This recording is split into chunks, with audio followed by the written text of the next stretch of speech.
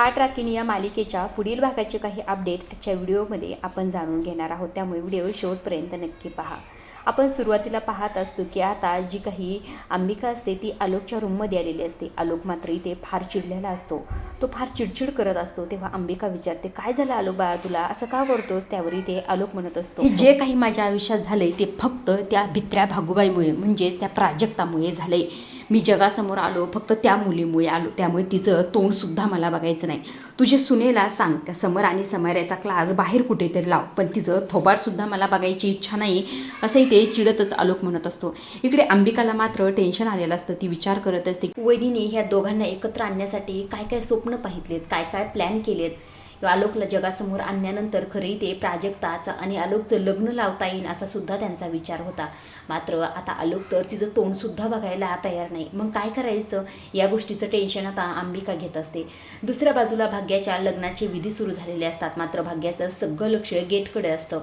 तेव्हा खरं इकडनं चारू म्हणत असते, काय झालं भाग्या, कुठे लक्ष तुझं?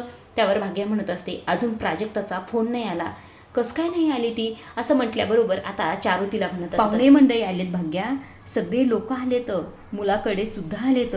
तुझा दिवस या, स्वतःकडे लक्ष दे आणि स्वतःचा विचार कधीतरी कर जा, बस कर तुझ्या बहिणीचा विचार करणं, असंही ते चारू म्हणत असते। मात्र भाग्याला फार टेन्शन असतं। भाग्या प्राजक्ताची आणखी सुद्धा वाटच पाहत असते।